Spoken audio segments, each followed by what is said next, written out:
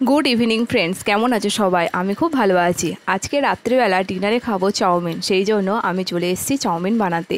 আর হ্যাঁ বন্ধুরা, আজকে চাউমিনটা একটু অন্যরকম ভাবে বানাবো, সেটাও তোমাদেরকে আমি দেখাচ্ছি। এই যে দেখছো বন্ধুরা আমি পেঁয়াজ, কাঁচা লঙ্কা, আলু সব কিছু কেটে রেডি করে নিয়েছি। আর সাথে রয়েছে একটা ডিম ও একটা ম্যাগি মশলা। আজকের বন্ধুরা চাউমিনটা একটু অন্যরকমভাবে বানাবো বলতে গেলে, এই যে দেখতে পাচ্ছ চাউমিনটা আমি আজকে সিদ্ধ করে নিচ্ছি না, চাউমিনটা আমি আজকের জলে ভিজিয়ে নিচ্ছি। বন্ধুরা চাউমিনটা জলে কিছুক্ষণ ভিজিয়ে রেখে দিলেও চাউমিনটা সিদ্ধ করার মতনই হয়ে যায়।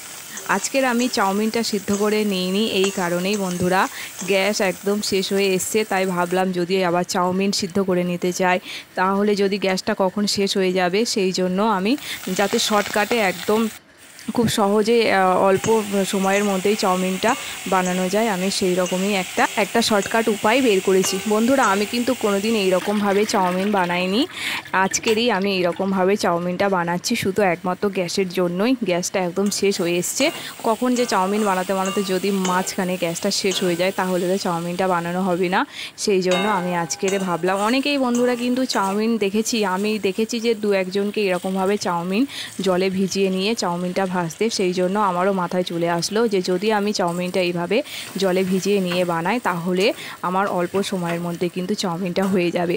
আর হ্যাঁ বন্ধুরা, আমি কিন্তু আলু, ডিম সব কিছু কিন্তু আলাদা আলাদা করে ভেজে নিই, কিন্তু আজকের আমি একসাথে কড়াইতে তেল দিয়ে দিয়েছি।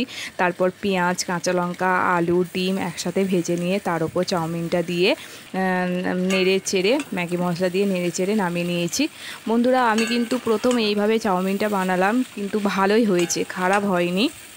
সিদ্ধ করে নিয়ে বানালে যেমন হয় এইভাবে বানিয়েছি। আমার কিন্তু এইভাবে বানিয়ে যেন একটু বেশি খেতে ভালো লাগলো, কেননা কোনো দিন এইভাবে বানাইনি, তো প্রথম এইভাবে বানিয়ে চাউমিন খেলাম, সেই জন্য আমার একটু এইভাবে আজকের খেতে খুব ভালো লাগলো চাউমিনটা।